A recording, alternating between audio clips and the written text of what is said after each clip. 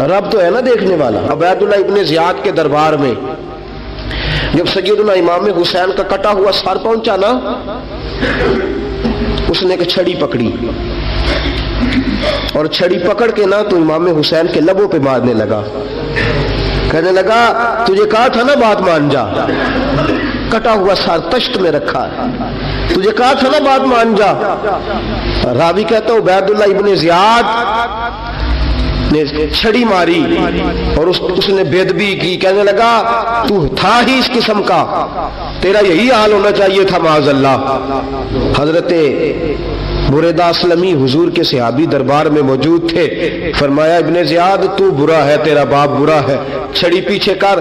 کئی بار میں نے ان لبوں کو مصطفیٰ کو بوسے دیکھے ہوئے دیکھا ہے، پیچھے کر، پیچھے کر، ہٹا لے۔ راوی کہتے ہیں کہ 1 2 3 4 5 6 سال گزر گئے، وہی کوفے کا دربار، وہی محل، وہی تخت اور وہی تشت جس میں امام حسین کا سر رکھ کے لایا گیا تھا۔ 6 سال کے بعد مختار ثقفی حکمران بن گیا۔ مختار ثقفی نے کہا کہ میں چن چن کے ماروں گا وہ بندے جنہوں نے امام حسین کو قتل کیا تھا۔ 1 نہیں 2 نہیں 4 نہیں 6000 بندہ مارا اس نے، چن چن کے۔ راوی کہتے ہیں کہ یہ ابن زیاد 30,000 فوج لے کے نہر فرات کے کنارے میدان کربلا کے سامنے آیا اور اس نے جہاد کیا۔ مختار ثقفی نے ابراہیم بن مالک کو بھیجا، فرمایا جاؤ قتل کر کے لاؤ۔ لڑائی شروع ہو گئی، 1 محرم کو ہوئی تو پھر بند ہو گئی، پھر 5 کو شروع ہو گئی، پھر 7 کو شروع ہو گئی، 10 محرم کا دن آ گیا۔ 6 سال کے بعد وہی ظہر کا وقت آ گیا، وہی عبیداللہ ابن زیاد جس نے امام حسین رضی اللہ تعالیٰ عنہ کو قتل کروایا تھا، وہ گرا ہوا ہے اور زمین پہ گرا ہے۔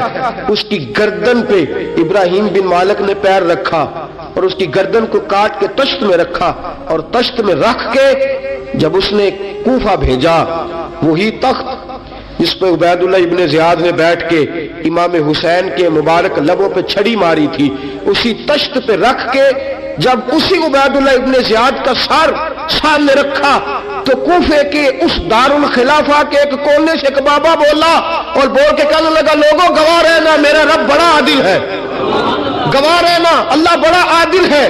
چیختا ہے، کونے سے پکارتا کہتا لوگوں عدل ہو گیا، انصاف ہو گیا، عدل ہو گیا، انصاف۔ دیکھو دیکھو، جب حسین کا سر آیا تھا ابن زیاد نے گستاخی کی تھی تو کونے سے آوازیں نکلنے لگی تھی کہ زیاد برا ہے حسین اچھا ہے۔ آج ابن زیاد کا سر آیا ہے، آواز پھر کونے سے نکلی ہے، لیکن آواز کیا گونج رہی ہے؟ آواز پھر وہی گونج رہی ہے، زیاد ابن زیاد برا تھا، حسین کو اللہ نے بڑی عزت عطا فرما رکھی۔ مکافات عمل، مکافات عمل، اللہ غافل نہیں ظالم جو کام کرتے، اللہ غافل نہیں۔ 6 سال کے بعد وہی دن، وہی وقت، وہی گھڑی، وہی لمحہ، وہی سارا نظام، وہی دربار۔ انسان ڈرتا نہیں، انسان باز آتا، عبرت پکڑتا۔ ابن زیاد اس وقت کہتا تھا کہ میں جاؤں حسین کے پاس، یہ میں جو ہوتی ہے یہ مروا دیتی ہے۔ شیطان نے کہا تھا انا خیر منہم، میں بہتر ہوں، بس ختم ہو گیا، ختم ہو گیا۔ ابن زیاد قتل ہوا، وہی تاریخ، وہی زمانہ، اللہ کریم نے اس کو ذلت کی موت دی، مرا، اور 30,000 فوج لے کے نکلا تھا، پھر بھی بچ سکا نہیں۔ یہ ابن زیاد کا حال ہوا۔ ابن سعد صحابی کا بیٹا تھا، نبی پاک علیہ السلام کے پیارے صحابی کا بیٹا تھا، جناب سعد بن ابی وقاص کی اولاد تھی۔ لیکن یاد رکھنا، اگر ایک صحابی کا بیٹا یزید بن سکتا ہے تو دوسرے کا ابن سعد بھی بن سکتا ہے۔ اور صرف یوں ہی توجہ نہ کیا کرو، ابو جہل کا بیٹا بھی تو صحابی رسول بن گیا تھا نا۔ یخرج الحی من المیت ویخرج المیت من الحی، رب فرماتے ہیں میں زندوں سے مردے اور مردوں سے زندے نکال دیا کرتا ہوں۔ میں کبھی کبھی کعبے کے اندر بت بھی رکھوا دیتا ہوں، گھر میرا اور میرے ہی شریک اس گھر کے اندر راج کرتے رہتے ہیں، میری بے نیازی ہے، کچھ کا کچھ کر دیتا ہوں۔ ابن سعد مختار حکمران بنا تو مختار ثقفی نے ابن سعد کے بیٹے حفص کو بلایا، اور مزے کی بات یہ ہے کہ مختار جو بعد میں حکمران بنا نا، بڑی یاری تھی اس کی ابن سعد کے ساتھ۔ جتنے قاتلانہ امام حسین تھے وہ کوفہ چھوڑ کے بھاگ گئے، دوڑ گئے۔ اور ایک بات یاد رکھنا، ظالم بزدل ہوتا ہے، ظالم بزدل ہوتا ہے، اس کے اندر وہ اطمینان نہیں ہوتا، تو ڈر لگتا۔ بھاگ گئے سارے کوفہ چھوڑ کے، لیکن ابن سعد نے کہا مختار میرا یار ہے، مجھے کچھ نہیں کہے گا۔ اس کے گھر والوں نے سمجھایا کہ تو دوڑ جا، تیرا تو ظلم بھی بہت زیادہ ہے، دوڑ جا تو۔ اس نے کہا نہیں میرا یار ہے، مجھے کچھ نہیں کہے گا۔ اس نے کہا تو نبی پاک کے نواسوں کا نہیں بنا تو تیرا یار تیرا بنے گا، تو رسول پاک علیہ السلام کے خاندان کا نہیں بنا، ان کا تو نے احترام نہیں کیا، یاری کا۔ اس نے کہا نہیں مجھے کچھ نہیں کہنے والا، تم چھوڑو اس بات کو۔ حفص کو پیغام بھیجا، بیٹا آیا۔ مختار نے کہا تیرا باپ کدھر ہے؟ اس نے کہا جی ابا جی اب باہر نہیں نکلتے، بس گھر کے کونے میں بیٹھ کے اللہ اللہ کرتے ہیں۔ اس نے کہا اچھا کیا کرتے ہیں؟ کہا جی گوشہ نشین ہو گئے۔ اس نے کہا اب تیرا باپ گوشہ نشین ہوا ہے؟ اب گوشہ نشین ہوا ہے؟ بھیڑیے سے لومڑی نے کہا کہ جاؤ شکار کر لو، تو بھیڑیا کہنے لگا بوڑھا ہو گیا تھا نا، بھیڑیا کہنے لگا نہیں میں نیک ہو گیا ہوں، میں نے شکار کرنا چھوڑ دیا ہے، میں کسی جانور کو تنگ نہیں کرتا۔ تو لومڑی کہنے لگی نہیں بادشاہ سچی بات کر، اب تجھ سے دوڑا ہی نہیں جاتا، اب شکار پکڑا جاتا، اب تجھ سے دوڑا نہیں جاتا، پکڑا۔ اب تیرے اندر آج بھی طاقت آئے تو تو کم کرے نہ، تو اب بھی چھوڑنے والا، اب تجھ سے دوڑا نہیں جاتا۔ ملا رومی فرماتے ہیں بوڑھا ہو کے تو بھیڑیا بھی نیک ہو جاتا ہے۔ کہا کہ جاؤ تمہیں بلا رہا ہے۔ کہا نہیں جی میرے ابا جی نا آپ اندر رہ کے اللہ اللہ کرتے۔ اس نے کہا اسے اللہ اللہ یاد آئی ہے، اب اللہ اللہ یاد آئی ہے، کچھ گناہ ایسے ہیں جو رب معاف نہیں کرے گا۔ فرمایا وہ جتنی مرضی نمازیں پڑھے، جتنے مرضی روزے رکھے، جتنی مرضی نفل پڑھے، سارا کچھ کر لے، لیکن اللہ کبھی حسین کے گستاخ کو معاف نہیں کرے گا، کبھی نہیں معاف کرے گا۔ اس لیے کہ جو حسین کا بے ادب ہے وہ دراصل رسول پاک کا بے ادب ہے، اللہ اسے معاف کرے گا؟ ظالم میں اس نے ظلم کیا۔ ابھی 6 سال ہی تو گزرے تھے، 6 سال ہوئے صرف۔ ابن سعد بھیجا بیٹے کو، کہا جا اب اپنے باپ کو جا کے کیا تجھے مختار بلاتا ہے، بات سنے آ کے۔ ڈر گیا، میں نے کہا ظالم بزدل ہوتا ہے، کہنے لگا اس سے جا کے کہو میں نہیں آ سکتا، بیمار ہوں۔ اس نے کہا چلو وہ نہیں آ سکتا تو ہم تو جا سکتے ہیں نا، ہم تو جائیں گے نا۔ ابن سعد نے بھیجے 10-12 بندے، فرمایا جاؤ زندہ نہ لے کے آنا، میرے پاس زندہ نہ لے کے آنا۔ گئے، بیٹے کو حفص کو گرفتار کر کے کھڑا کر دیا، اور جناب یہ جو ابن سعد تھا اس کو بھیجا، کہا جب تم اس تک پہنچو نا تو جا کے گردن مارنا اس کی، اور مجھے اس کی وجود نہیں دیکھنا، صرف کٹا ہوا سر دیکھنا ہے۔ گئے، جا کے اس کو پکارا، کہا مختار نے بھیجا ہے مارنے کے لیے۔ کہنے لگے مختار مجھے نہیں مار سکتا، میرا یار ہے۔ ابن سعد کہتا ہے مختار مجھے مار سکتا، میرا یار ہے۔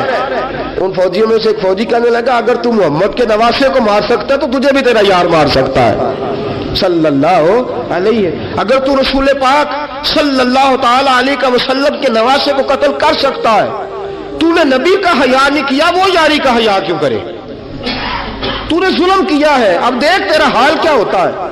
گرفتار کر لیا، منتیں کرتا رہا۔ تاریخ ابن سعد کو بتا رہی تھی کہ ابن سعد تو ہاتھ باندھتا ہے، پاؤں پکڑتا ہے، ذرا یاد کر میدان کربلا، تجھے اپنی باری آئی ہے تو تو ہاتھ باندھتا ہے، میدان کربلا یاد کر، हुसैन ने भाई की भी लाश उठाई थी, हुसैन ने जवान बेटे की मैयत भी उठाई थी। 6 महीने का अली अस्कर भी उसकी गोद में दम तोड़ गया था। उसकी बेटियां पीछे थी, बहन पीछे थी, भांजियां पीछे थी, भतीजियां पीछे थी, लेकिन हुसैन ने एक बार भी हाथ नहीं बांधे। ये कौन है अटा हुआ, गुबार से फटा हुआ, हजारों कूफियों के दरमियान वो अकेला ही डटा हुआ। ये बिल यकीन हुसैन है, नबी का नूरे ऐन है। फरमाया ये वो मैदान करबला भी याद करना, तू जालिम था ना, माफिया मांग रहा है। हुसैन रसूल पाक के नवासे थे, एक बार भी माफी तलब देख, मंजर याद कर। इब्ने साद का एक ही बार में सर कलम किया, एक ही बार में।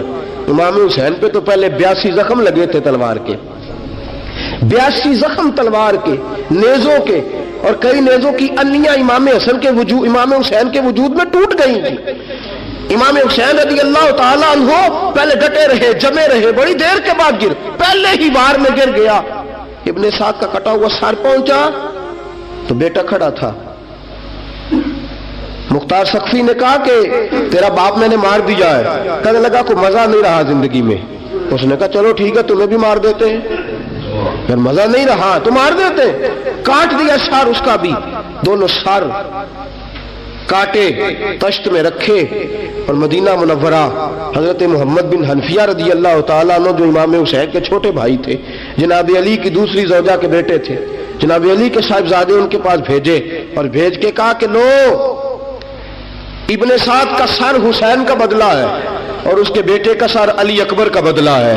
जब मोहम्मद बिन हनफिया के पास पहुंचे तो आपने फरमाया ये कमीनों के सर मेरे भाई के सर का बदला हो ही नहीं सकते, ये कहां हुसैन का बदला हो सकते हैं। वो हुसैन इब्ने अली, वो हुसैन इब्ने अली, हुसैन इब्ने अली की शान रिफत कोई क्या जाने, हसन जाने, अली जाने, नबी जाने, खुदा जाने। वो हुसैन इब्ने अली कि बाप जिन्हां दा हर मैदान अंदर लड़दा रहा सी कुल ईमान बन के, मां जिन्हां दी सजदातुन निशा होवे ते नाना अर्श ते जावे मेहमान बन के।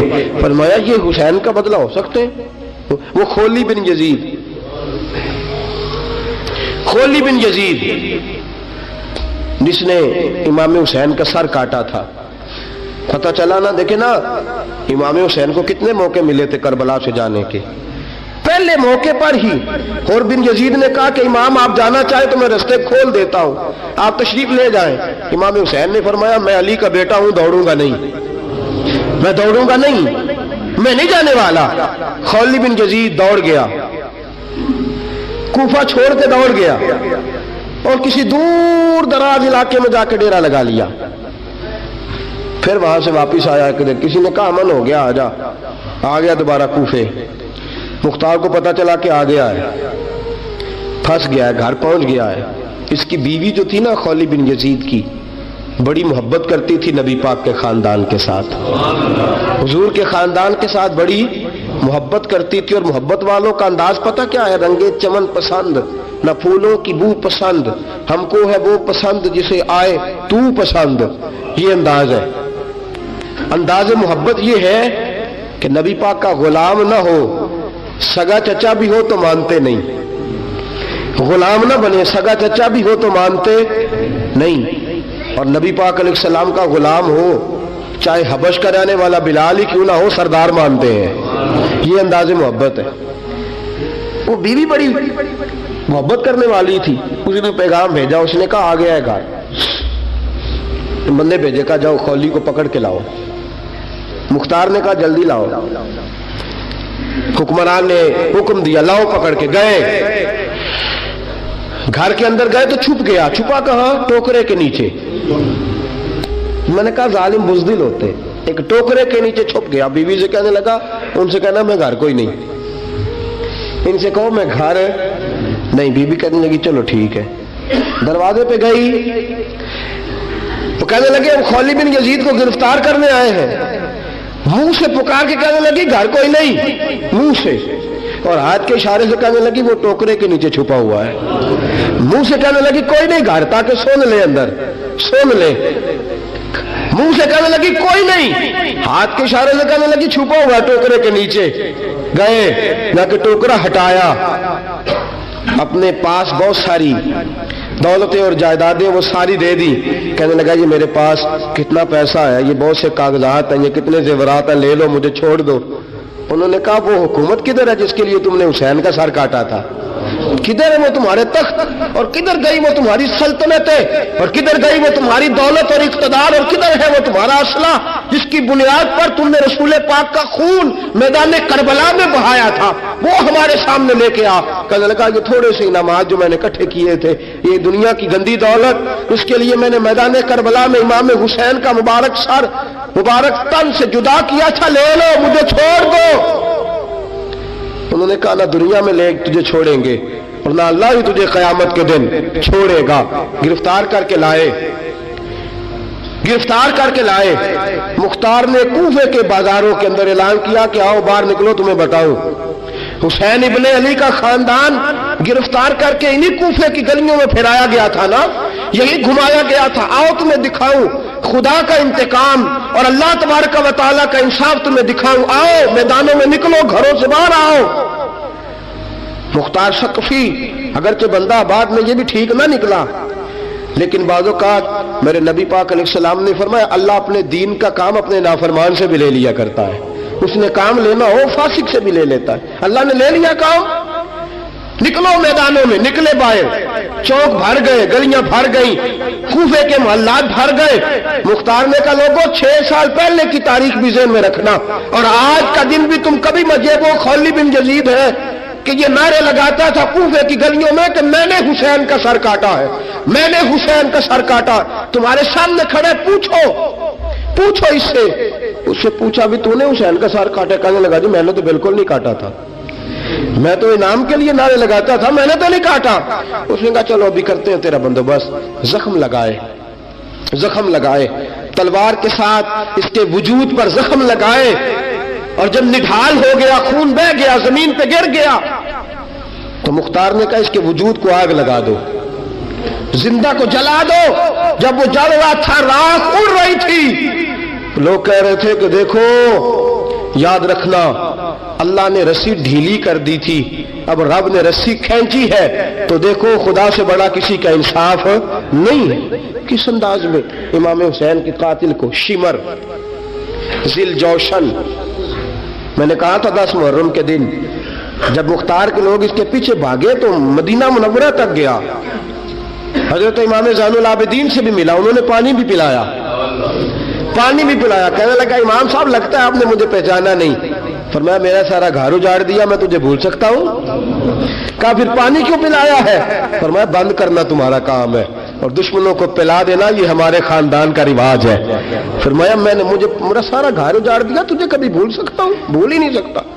लेकिन चूंकि हमारे घर का कोई मिजाज ही थोड़ा मुनफरद है, हमारा कोई अंदाज ही थोड़ा मुख्तलिफ है। शिमर दौड़ता इमाम ज़ैनुल आबिदीन से कहने लगा पनाह, मुझे पनाह मिलेगी?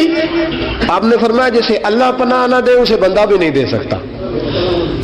तेरे पास अब चारा कोई नहीं, इसलिए कि अब तुझे देखे ना, याद रखना जालिम दौड़ते हैं ना, जब जालिम दौड़ते हैं तो पनाह मांगते फिरते हैं, जब इनका तूती बोलते हैं तो कहते हैं हम चुमा दिगरे ने, हमारे जैसा कोई और है ही नहीं।